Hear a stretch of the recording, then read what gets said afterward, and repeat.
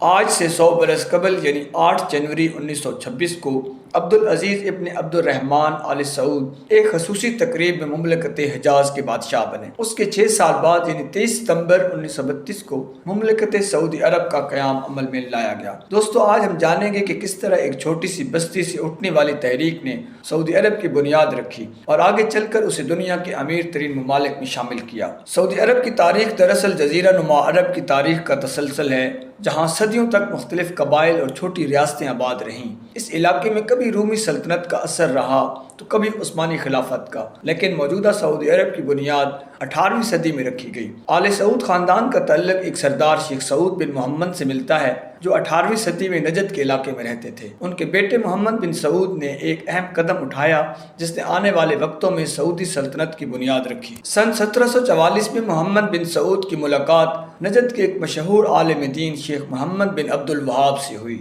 دونوں نے ایک دوسرے کے ساتھ اتحاد کیا۔ اس اتحاد کا مقصد صرف سیاسی طاقت نہیں تھا بلکہ دینی اصلاحات بھی تھیں۔ شیخ محمد بن عبد الوہاب بدعت کے خلاف تھے اور قرآن و سنت کی اصل تعلیمات کو دوبارہ زندہ کرنا چاہتے تھے۔ محمد بن سعود نے وعدہ کیا کہ اگر وہ حکومت قائم کرنے میں کامیاب ہوئے تو وہ ان اصلاحات کو نافذ کریں گے۔ یہی وہ لمحہ تھا جسے تاریخ میں وہابیت اور آل سعود کے اتحاد کے طور پر یاد کیا جاتا ہے۔ دوستو، آہستہ آہستہ آل سعود نے اپنی طاقت بڑھائی اور نجد کے بڑے حصے پر قبضہ کیا۔ سن 1765 میں محمد بن سعود کا انتقال ہوا اور ان کے بعد امام عبدالعزیز نے حکومت سنبھالی، لیکن 1803 میں انہیں قتل کر دیا گیا۔ اس کے بعد ان کے بیٹے سعود حکمران بنے، لیکن 1814 میں ان کی وفات کے بعد حالات پھر بدل گئے۔ عثمانی سلطنت کے حکم پر محمد علی پاشا کے بیٹے ابراہیم پاشا نے آل سعود کی حکومت کا تختہ الٹ دیا۔ اس وقت امام عبداللہ کو گرفتار کر کے استنبول لے جایا گیا، انہیں سزائے موت دے دی گئی۔ یہ آل سعود کے لیے ایک بڑا دھچکا تھا، لیکن خاندان نے ہمت نہیں ہاری اور وقت گزرنے کے ساتھ ساتھ دوبارہ طاقت حاصل کرنے کی کوشش شروع کی۔ دوستو، 19ویں صدی کے آخر اور 20ویں صدی کے شروع میں عرب دنیا میں بڑی تبدیلیاں آ رہی تھیں۔ سلطنت عثمانیہ کمزور ہو رہی تھی اور یورپی طاقتیں اس خطے میں اپنی جڑیں مضبوط کر رہی تھیں۔ ایسے میں ایک شخصیت منظر پر ابھری جنہوں نے جدید سعودی عرب کی بنیاد رکھی، اور یہ شخصیت تھے عبدالعزیز بن عبد الرحمن آل سعود، جنہیں آج شاہ عبدالعزیز کے نام سے یاد کیا جاتا ہے۔ وہ 15 جنوری 1877 کو پیدا ہوئے۔ سن 1902 میں انہوں نے ایک جرأت مندانہ قدم اٹھایا۔ انہوں نے اپنے چند ساتھیوں کے ساتھ مل کر ریاض پر قبضہ کر لیا اور اپنی کھوئی ہوئی طاقت واپس حاصل کرنا شروع کر دی۔ یہ واقعہ سعودی تاریخ میں ایک سنگ میل سمجھا جاتا ہے۔ آنے والے برسوں میں عبدالعزیز بن سعود نے اپنی طاقت کو مزید بڑھایا اور آہستہ آہستہ پورے نجد اور حجاز کو اپنے زیر تسلط لے لیا۔ یہ وہی دور تھا جب پہلی جنگ عظیم شروع ہوئی۔ سلطنت عثمانیہ جرمنی کے ساتھ کھڑی تھی، جبکہ برطانیہ اور اس کے اتحادیوں نے اس کے خلاف محاذ بنایا۔ انہیں دنوں میں برطانوی افواج کو سلطنت عثمانیہ کے خلاف عراق میں ایک بہت بڑی شکست کا سامنا کرنا پڑا۔ جزیرہ نما عرب میں اس وقت شریف مکہ حسین بن علی کی حکمرانی تھی، جو عثمانیوں کے زیر اثر تھے، مگر ان کے دل میں عثمانی خلافت کے خلاف بغاوت کا جذبہ پنپ رہا تھا۔ برطانیہ نے اس موقع کو غنیمت جانا اور شریف مکہ کے ساتھ خط و کتابت شروع کی، جسے تاریخ میں مک مین مراسلات کہا جاتا ہے۔ برطانیہ نے وعدہ کیا کہ اگر شریف حسین ترکوں کے خلاف بغاوت کرے تو جنگ کے بعد انہیں ایک آزاد ریاست دے دی جائے گی۔ ان وعدوں پر اعتماد کرتے ہوئے شریف مکہ نے 1916 میں عثمانیوں کے خلاف بغاوت کا اعلان کیا، جسے عرب بغاوت کہا جاتا ہے۔ شریف حسین کے بیٹے فیصل اور عبداللہ نے فوجی قیادت سنبھالی اور رفتہ رفتہ یہ بغاوت عرب دنیا میں پھیلنے لگی۔ شروع میں یہ بغاوت کمزور تھی، مگر برطانیہ نے اسلحہ، سونا اور فوجی ماہرین فراہم کر کے اسے مضبوط بنایا۔ اسی موقع پر ایک برطانوی افسر منظر پر آیا جس کا نام تھا تھامس ایڈورڈ لارنس، جسے دنیا بعد میں لارنس آف عربیہ کے نام سے جاننے لگی۔ لارنس نے عرب لباس پہنا، ان کے ساتھ صحراؤں میں رہا اور قبائل کو منظم کرنے میں بڑا کردار ادا کیا۔ اس نے چھاپہ مار کارروائیوں کی قیادت کی، ریلوے لائنوں اور عثمانی فوجی تنصیبات پر حملے کرائے اور عرب قبائل کے دل جیتنے میں کامیاب رہا۔ عرب اسے اپنا دوست اور رہنما سمجھنے لگے، مگر حقیقت یہ تھی کہ وہ برطانوی حکومت کے مفادات کے لیے کام کر رہا تھا۔ دوستو، دوسری طرف برطانیہ نے شریف حسین کو آزادی کا جو وعدہ کیا تھا وہ دراصل ایک دھوکہ تھا۔ 1916 میں برطانیہ نے فرانس کے ساتھ ایک خفیہ معاہدہ کیا۔ اس معاہدے کے تحت عرب سرزمین کو برطانیہ اور فرانس نے آپس میں بانٹنے کا منصوبہ بنایا۔ مزید یہ کہ 1719 میں برطانیہ نے بالفور اعلامیہ جاری کیا، جس میں فلسطین میں ایک یہودی وطن کے قیام کی حمایت کی گئی۔ یوں ایک طرف عربوں کو آزادی کا جھانسا دیا جا رہا تھا اور دوسری طرف ان کی زمینیں بانٹنے اور فلسطین میں ایک نئی ریاست بنانے کے منصوبے تیار کیے جا رہے تھے۔ تو ناظرین، اس بغاوت کے نتیجے میں عثمانی سلطنت مزید کمزور ہو گئی اور شریف حسین کی مدد سے برطانوی فوجوں کو فلسطین، شام اور عراق پر قابض ہونے میں آسانی ہو گئی۔ عرب بغاوت نے پہلی جنگ عظیم میں برطانیہ کی کامیابی میں اہم کردار ادا کیا، مگر جنگ کے بعد برطانیہ اور فرانس نے اپنے وعدے پورے نہ کیے اور عرب دنیا کو نئی سرحدوں میں تقسیم کر دیا۔ یہاں سے شریف حسین اور برطانیہ میں اختلافات پیدا ہو گئے۔ یہی وہ وقت تھا جب آل سعود نے انگریز افواج کی مدد سے شریف مکہ کے خلاف اپنی مہمات کو تیز کیا اور بالآخر پورے حجاز کو اپنے زیر تسلط لے لیا۔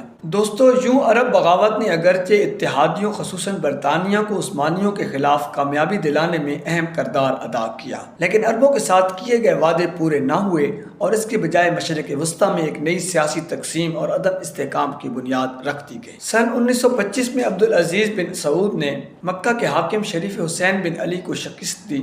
یہ ایک تاریخی لمحہ تھا کیونکہ اس کے بعد حجاز، جس میں مکہ اور مدینہ جیسے مقدس شہر شامل ہیں، آل سعود کے قبضے میں آ گیا۔ پھر جنوری 1926 کو عبدالعزیز نے خود کو مملکت حجاز کا بادشاہ قرار دیا۔ چند برس بعد یعنی 23 ستمبر 1932 کو مختلف علاقوں کو ملا کر ایک نئی ریاست کا اعلان کیا گیا جس کا نام مملکت سعودی عرب رکھا گیا۔ یہی تاریخ آج بھی سعودی عرب کا قومی دن کے طور پر منایا جاتا ہے۔ شاہ عبدالعزیز نے نہ صرف ایک نئی ریاست قائم کی بلکہ اسے مضبوط بنیادوں پر کھڑا کیا۔ انہوں نے اپنے دور میں مذہبی اصلاحات نافذ کیں، بدعت کا خاتمہ کیا اور وہابیت کے اصولوں کے مطابق نظام بنایا۔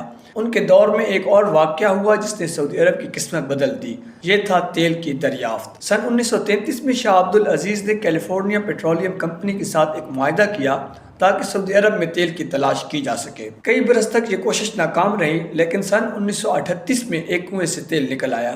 یہ واقعہ نہ صرف سعودی عرب کے لیے بلکہ پورے خطے کے لیے ایک معجزہ سمجھا گیا۔ جیسے ہی سعودی عرب میں تیل دریافت ہوا تو شاہ عبدالعزیز کی قسمت میں ساتھ دیا۔ صرف ایک سال بعد ہی دنیا کی سب سے بڑی عالمی جنگ شروع ہو گئی، یعنی کہ جنگ عظیم دوم، اور دنیا کو تیل کی سخت ضرورت پیش آئی۔ یہ موقع دیکھتے ہوئے شاہ عبدالعزیز نے دنیا کو سعودی تیل فراہم کیا اور یوں سعودی عرب کی معیشت کو نئی زندگی ملی۔ تیل کی دولت نے سعودی عرب کو دنیا کے امیر ترین ممالک میں شامل کر دیا۔ پہلے جو ملک صحرا اور خشک زمینوں کی وجہ سے غریب سمجھا جاتا تھا وہ کچھ ہی دنوں میں بدل گیا۔ تیل نے سعودی معیشت کو مضبوط کیا، شہروں کی ترقی شروع ہوئی، تعلیم اور صحت کے شعبے میں سرمایہ کاری ہوئی اور سعودی عرب عالمی سیاست میں ایک اہم کھلاڑی بن گیا۔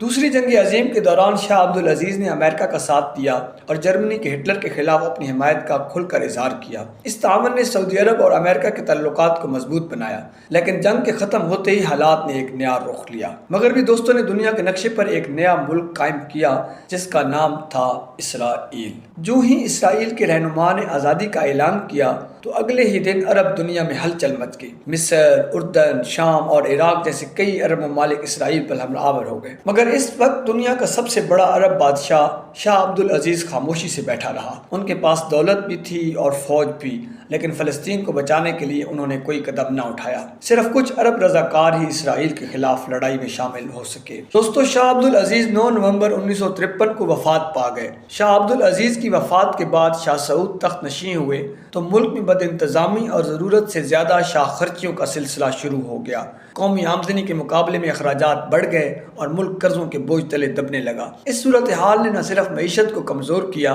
بلکہ سیاسی اختلافات کو بھی جنم دیا۔ شاہ سعود اور ان کے بھائی شاہ فیصل کے درمیان کشیدگی بڑھتی گئی اور ملکی حالات مزید بگڑ گئے۔ معاملات کو سنبھالنے کے لیے کئی بار شاہ فیصل کو حکومت کی باغ دوڑ سونپی گئی تاکہ اصلاحات کی جا سکیں، مگر حالات قابو میں نہ آ سکے۔ بالآخر 1964 میں علماء اور شاہی خاندان اور قبائلی عمائدین کے دباؤ پر شاہ سعود کو تخت سے ہٹا دیا گیا اور شاہ فیصل کو سعودی عرب کا بادشاہ بنا دیا گیا۔ پھر شاہ فیصل بن عبدالعزیز اقتدار میں آئے تو حالات بدلنے لگے۔ شاہ فیصل نے مسلم امہ کے اتحاد اور فلسطین کی آزادی کے لیے نمایاں کردار ادا کیا۔ انہوں نے سن 1969 میں مسجد اقصیٰ پر حملے کے بعد اسلامی ممالک کو اکٹھا کر کے OIC کی بنیاد رکھی جو مسلم دنیا کا سب سے بڑا مشترکہ پلیٹ فارم ہے۔ شاہ فیصل نے ہمیشہ اس بات پر زور دیا کہ مسلمان ممالک مغربی طاقتوں پر انحصار کرنے کے بجائے باہمی تعاون کو فروغ دیں۔ فلسطین کے مسئلے پر وہ نہ صرف فلسطینی عوام کے زبردست حامی تھے بلکہ انہوں نے اسرائیل کے خلاف عرب اتحاد کو بھی مضبوط کیا۔ سن 1973 کے چونکہ عرب اسرائیل جنگ کے دوران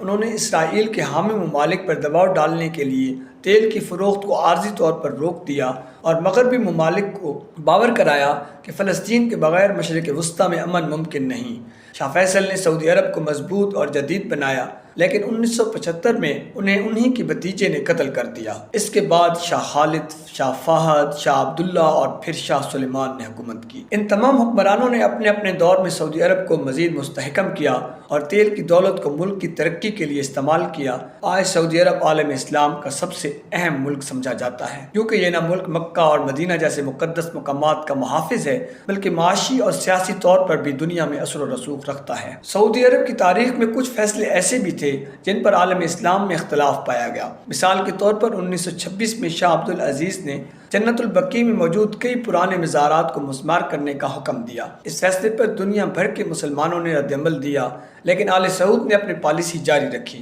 اس کے باوجود سعودی عرب اپنی مضبوط حکمرانی اور تیل کی دولت کے باعث آگے بڑھتا رہا۔ تیل نے سعودی عرب کی معاشرت اور سیاست دونوں کو بدل دیا۔ دیہات سے شہروں کی طرف ہجرت بڑھی، ریاض اور جدہ جیسے شہر جدید شکل اختیار کرنے لگے، سڑکیں، اسکول، ہسپتال، یونیورسٹیاں بنیں۔